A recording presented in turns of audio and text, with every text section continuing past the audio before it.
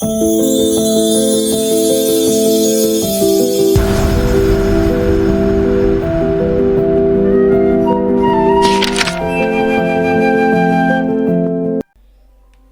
യഥാർത്ഥ പേര് താര എന്നല്ല കേട്ടോ. പിന്നെ കേൾക്കുമ്പോൾ ഇസ്ലാമാണോ ഹിന്ദുവാണോ ക്രിസ്ത്യനാണോ എന്നറിയാൻ സാധിക്കാത്ത ഒരു പേര് താൻ തന്നെ കണ്ടുപിടിക്കും. നീന ആറ്റിങ്ങലിൻ്റെ ഏറ്റവും പുതിയ ബുക്കാണ് ലോഗോസ് ബുക്സ് പുറത്തിറക്കിയ അഭൗമിക എന്ന പുസ്തകം. 20 കഥകൾ, 100 ഭാവങ്ങൾ, 100,000 ഓർമ്മകൾ.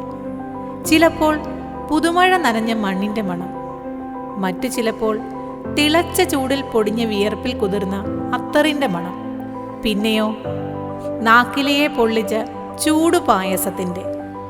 അങ്ങനെ എത്രയെത്ര ഗന്ധങ്ങളാണ് എഴുത്തുകാരി ഈ താളുകളിൽ നമുക്കായി ഒളിച്ചു വച്ചിരിക്കുന്നത്.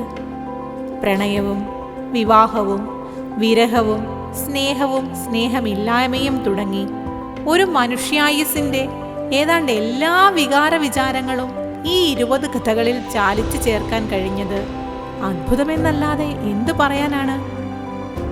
ഇത് വായിച്ചില്ലെങ്കിൽ ഒന്നും സംഭവിക്കില്ല. എന്നാൽ ഒരു വട്ടം വായിച്ചാൽ ഉള്ളിൽ ഒരു പറ്റം ചിത്രശലഭങ്ങൾ കുഞ്ഞി ചിറകടിച്ച് പറന്നുയരാൻ വെമ്പൽ കൊള്ളും. മെല്ലെ, വളരെ പതിയെ അവ പറന്നുയർന്ന് ചുറ്റിത്തിരിഞ്ഞ് ഒരു വർണ്ണ പ്രപഞ്ചം തന്നെ സൃഷ്ടിക്കും. എങ്കിൽ പിന്നെ ഒന്ന് വായിച്ചൂടെ?